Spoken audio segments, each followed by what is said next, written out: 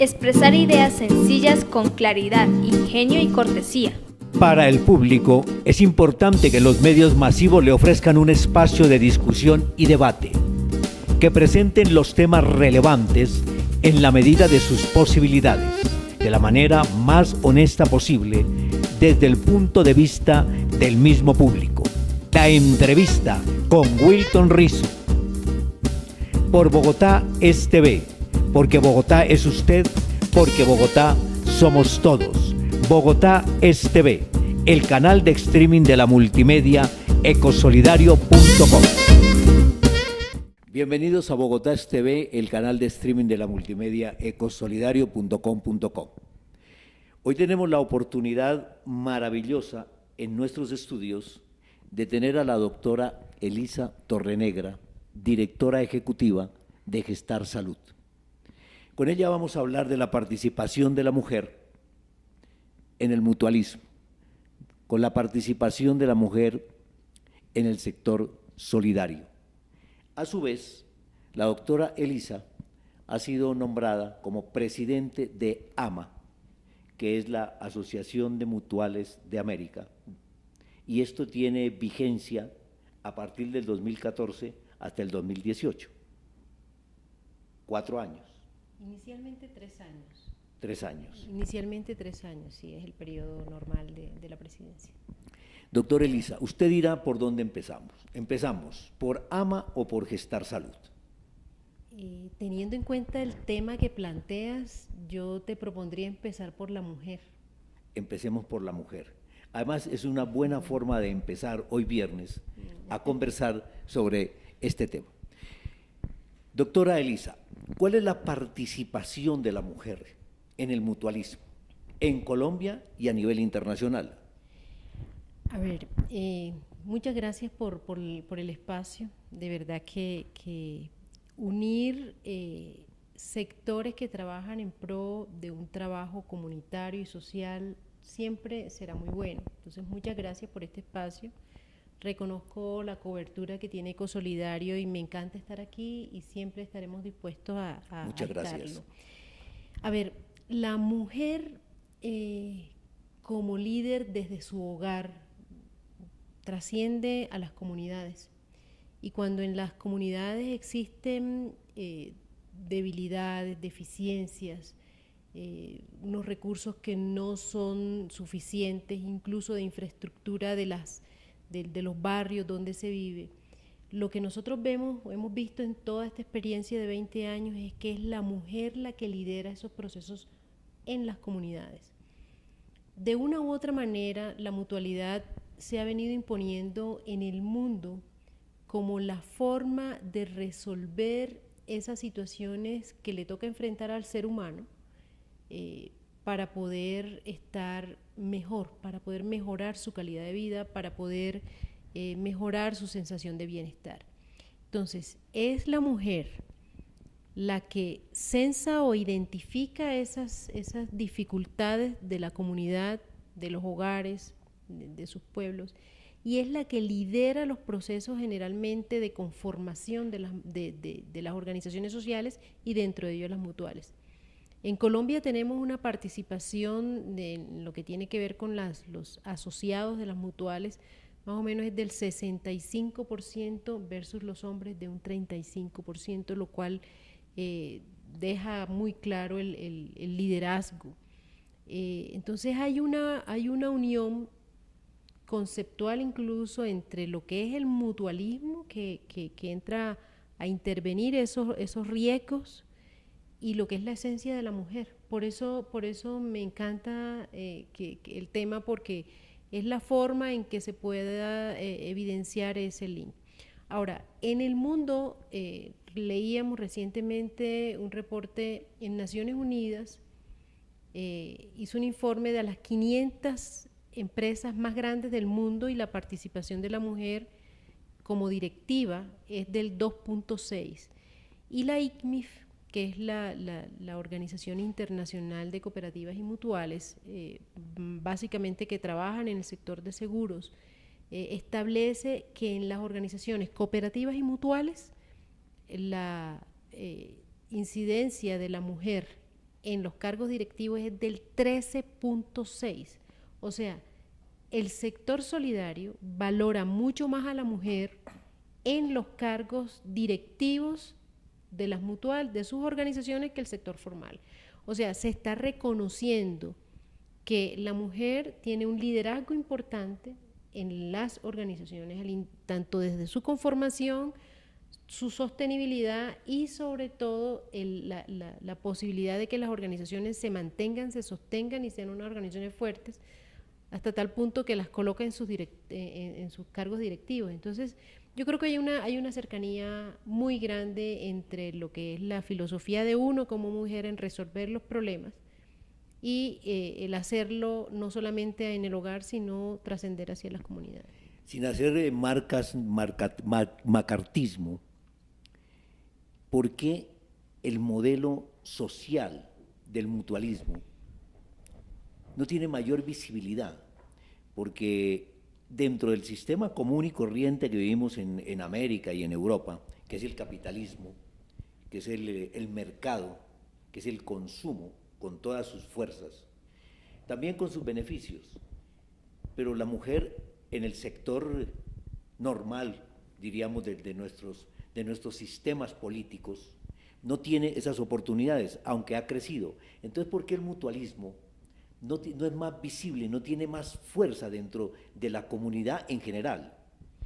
A ver, no se lo voy a decir como una explicación, sino como también una reflexión que hemos hecho al respecto. A ver, lo que tiene que ver con salud, con lo que es incluso un poquito más allá de la seguridad social, que es la protección social, es a través del mutualismo que se inicia un mecanismo social de unir las fuerzas para resolver sus problemas sociales, sus problemas de salud, sus problemas de desprotección. Entonces, el movimiento mutualista el que preside la seguridad social en el mundo. De hecho, son primero las mutuales de salud que incluso las aseguradoras en salud. Estamos hablando de historia. Es la mutualidad la que le da a los estados las pautas para que ellos luego asuman su rol de protección hacia las personas en etapa de vulnerabilidad.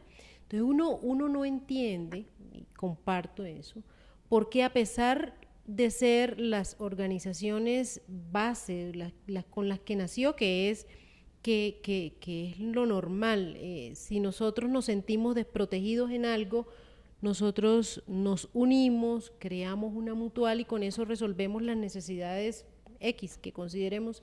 Y si eso dio paso a movimientos tan importantes en el mundo como es la protección social y la seguridad social a cargo de los estados, uno no entiende por qué ya después ni se mira la mutualidad. Nosotros hemos hecho el análisis. ¿Es la ceguera política? Nosotros hemos hecho el análisis, es que cuando uno ve, por ejemplo, a nivel mundial, la organización que inicia todo esto como consolidación de las organizaciones mutuales del mundo es la IEM, que es la Asociación Internacional de la Mutualidad, y da paso a lo que después es la IS, que es la Asociación Internacional de la Seguridad Social. La IS sale de la IM, porque la mutualidad es la que nace. Pero cuando sale la IS, hago un símil, es porque se incluyen en ese movimiento de protección a organizaciones de otra naturaleza jurídica. Entonces entra el sector privado, entra otros sectores, incluso sin ánimo de lucro, pero digamos donde la participación son de empleadores, por ejemplo. Entra el sector público muchas veces a resolver eso, y estos sectores van tomando una posición bastante dominante en el servicio o en el sector que se den, y el mutualismo, como no es de los grandes grupos económicos, como no tiene de pronto un poder político importante en algunos países, se viene quedando atrás. Entonces es como la pelea del más fuerte. Sin embargo, hay una situación que quiero relevar. En Europa, que es un continente que es mucho más de tendencia socialista, en Europa no es prohibido que organizaciones de ningún tipo, específicamente estamos hablando de las del sector solidario y de las sociales, se identifiquen con los partidos políticos. Incluso hay parlamentarios en el Parlamento Europeo que representan el sector el sector social, el sector mutual. Acá en los países de nuestro continente es un mito el que la mutualidad se identifique y prohibitivo, que se identifique con un partido, con una línea de pensamiento, porque entonces le dicen, no, está haciendo participación en política. Entonces yo pienso que eso también los pone débiles porque el sector público es prácticamente pro gobiernos, o sea, en un momento dado pues tienen que ser de los mismos. Y adicionalmente, pues el sector privado tiene sus formas de incidir en las políticas públicas de una manera no tan, digamos, no tan cauta, lo hacen de manera abierta. En el caso del mutualismo, de pronto no hemos logrado visibilizar, hacer valorar la historia, el presente y posicionar a las mutuales como parte del futuro de nuestros países. O sea, hacerle entender al hombre primitivo, al recolector, ¿sí? Al guerrero, al aventurero, al que tiene el poder dominante, hacerle entender que la mujer es mejor administradora, hacerle entender que el hogar lo hace la mujer. Creo que esa parte filosófica es la esencial.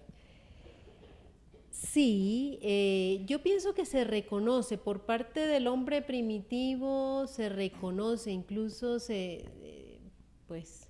hay muchas lecturas que hablan que nosotros los hombres siempre imitamos a los animales, y algo muy similar a lo que ocurre en el hogar de un león. ¿Qué rol hace el macho y qué rol hace la hembra? Sí. Y se reconoce el rol bien importante de la hembra. En el humano es también así, el hombre reconoce quién es la mujer, pero aquí voy a ser bastante feminista. En el caso del humano, de pronto hay un ego por parte del hombre que le impide, a pesar de reconocerlo, le impide perder el rol de macho proveedor, de macho, digamos, dominante, y cree que reconociendo ese tipo de situaciones, sobre todo en favor de la mujer, pueden perder ese rol, digamos, de dominio. Yo pienso que en esto lo que va a redundar es un tema que tiene que ver con el amor. O sea, el amor se maneja un poco diferente entre la mujer y el hombre. El amor visto desde la mujer es más de unión, familia, de poder cohesionar, pensar en futuro. El hombre considera que ama cuando provee más. Entonces al hombre de pronto no le interesa tanto la cohesión y la mujer. Yo creo que cuando logremos un equilibrio en que la mujer puede proveer y además hacer cohesión interna, y el hombre además de proveer debe hacer cohesión interna en los hogares, mire, ahí vamos a avanzar enormemente, porque eso tiene que trascender a las organizaciones y tiene que trascender a la comunidad en general. Porque el Homo sapiens sapiens está perdiendo una gran parte de su propia realización, ¿sí? Sí. Generando este conflicto que yo lo veo innecesario, como lo puede ver muchísima gente, ¿no? ¿Por qué teníamos que estar discutiendo estos temas en el siglo XXI? Sí. Sí, definitivamente la sociedad tiene que avanzar hacia un mayor equilibrio, hacia una mayor equidad de género, hacia un mayor reconocimiento del rol de cada uno del género, masculino o femenino, dentro de una sociedad, y dentro de ello, obviamente, las organizaciones mutuales seguro que van a estar mucho más adelante, porque ya, en efecto, están valorando mucho más el papel de la mujer. Cuando hablamos de esto en Ecosolidario es porque aquí trabajan más mujeres que hombres. ¿sí? Aquí de 10 somos 3 hombres y el resto son mujeres. Entonces tenemos, creo, por lo menos una mínima razón, si no tenemos autoridad para hablar de este aspecto, que es bastante incómodo, diría yo, para el mismo hombre seguir manteniendo un poder dominante que no lo ha podido manejar, ¿no? Es como el mismo modelo capitalista y como el mismo modelo de los políticos, no han podido con la política, ¿sí? Entonces, hay que generar un cambio, pero tenemos que hacer cambios partiendo de la práctica, ¿no? Un mutualismo práctico, ¿sí? Unas sociedades solidarias prácticas, no solamente en el discurso. Y quiero llevarla en esto a usted, algo que conversamos durante el martes pasado en su oficina, que tenía que ver mucho con el transporte en las Tres Puntas, ¿sí, no? Y vi que en esas chalupas había más mujeres que hombres, eso lo noté. ¿Por qué no nos cuenta usted esa experiencia que ha tenido, tan maravillosa, sin que me deje olvidar de la parte de AMA, que eso también quiero hablar por la participación suya y la representación tan orgullosa para nosotros los colombianos que usted nos está haciendo a nivel internacional? Ok, a ver, hace 20 años, ya un poquito más de 20 pasados, fue en el año 93, se adoptaron en este país políticas o macrotendencias mundiales de hacer responder a la gente por su autocuidado, a los pobres, darles una mayor responsabilidad sobre su propia vida, bienestar y salud.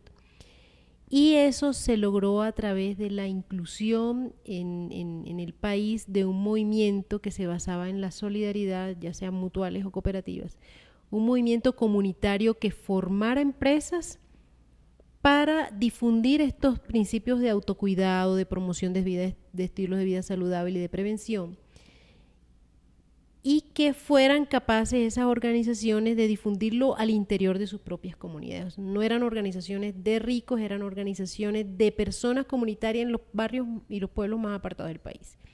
Se crearon entonces muchas mutuales y muchas cooperativas. Estamos hablando de 275 empresas solidarias de salud que después fueron incorporadas en lo que hoy es la ley 100 y son las EPS de carácter solidario con mejor calificación en el ranking que hace el gobierno.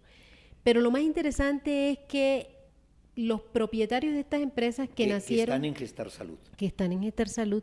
Los propietarios de estas empresas que nacieron en los años 90, la mayoría, por decirlo en número, un 97% son personas de las áreas rurales y con una base social impresionante.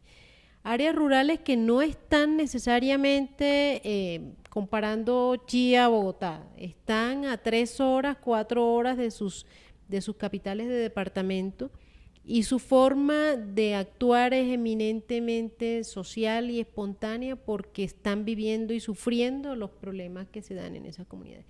Entonces es una experiencia muy linda porque en este proceso de construcción, que a pesar que en el gobierno Pastrana se decidió que había mucho desorden en el sector y se decidió reducir el número de estas empresas, quedaron 8 que son las que están en Gestar Salud ahora. A pesar de eso, no ha sido una historia destructiva, sino constructiva. Hoy estas 8 empresas de carácter solidario están muy fuertes y sus propietarios siguen siendo propietarios de Abarcas y de Sombrero y de ¿Cuál es la Ruan. calidad del servicio? La calidad del servicio es muy difícil medirla de una manera general, pero tenemos en este momento un ranking oficial que demuestra que nuestros usuarios están calificando a las EPS de todo el país precisamente por lo que sienten que la EPS les da, la satisfacción del servicio, que es calidad, la resolutividad del servicio, o sea, que realmente tengan las intervenciones en salud que ellos necesitan para generarles un mejor estado de bienestar y salud, y adicionalmente temas que tienen que ver con digamos, el no tener que acceder a través de tutelas y ese tipo de cosas.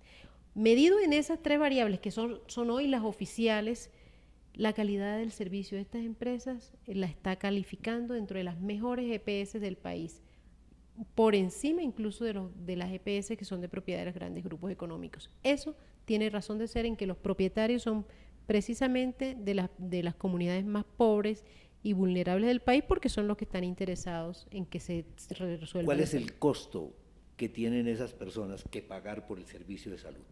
Las que están en el régimen subsidiado precisamente por no tener capacidad de pago, es el gobierno, digamos, o es el sistema de seguridad social el que asume ese costo. Las personas no tienen que pagar un peso por los servicios que demanden o que necesitan ante hospitales, ante... ¿Pero eso es SISBEN o no es SISBEN? El SISBEN es una metodología que los clasifica, y si después de aplicarle esa encuesta de SISBEN están sujetos a un subsidio, es lo que la gente denomina SISBEN, y que técnicamente es el régimen subsidiado en salud. O sea, que esos son los que se van a salvar dentro del sistema de salud. Yo creo que están salvados. Sí, porque es que los otros sí nos va a matar el sistema de salud. No sé si nos va a matar, pero a estos están salvados. Pero nos está matando lentamente. Bueno, a los pobres, a la gente que está en manos de las EPS, que están en Gestar Salud, les está yendo muy bien. Y eso me alegra porque es una labor, un ejemplo de cómo el mutualismo, con el aporte de pequeños capitales, con el aporte de la decisión y la voluntad de las clases populares, bien orientadas, bien dirigidas, como lo que lo han hecho ustedes, tienen resultados maravillosos, resultados que son para mostrar prácticamente. Así es.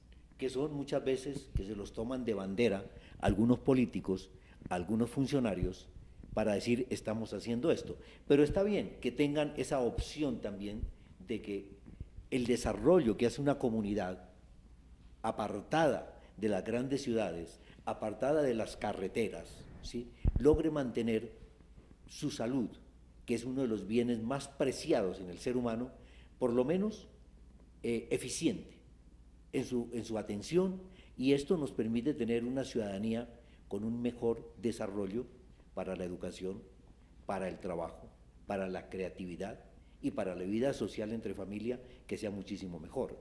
Vea, eso que usted acaba de decir es excelente. Adicionalmente a que ese dinero que no me lo tengo que gastar en salud, sino que lo puedo usar para comer mejor, para vestirme, para lo que sea, adicionalmente ayuda a la construcción de paz, porque disminuye las inconformidades, disminuye el deseo de violencia, el deseo, porque es que una comunidad cuando está débil, cuando está inconforme, cuando se siente que no le reconocen un derecho, es una comunidad inconforme. Entonces yo creo que nosotros, desde nuestra visión, desde nuestro operar solidario, desde nuestras regiones más apartadas, estamos ayudando o coadyuvando al tema de la construcción de paz, independientemente de lo que pase en La Habana. Además, bueno, en La Habana van a pasar cosas muy buenas, sin lugar a dudas, ¿sí? Sí. Yo creo mucho en el proceso de paz.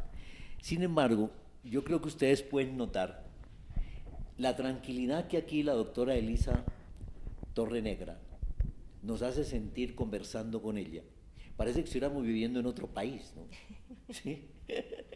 Bueno, vamos a hacer una pausa y ya volvemos para la segunda parte de esta entrevista con la doctora Elisa Torrenegra de Gestar Salud y de AMA Internacional.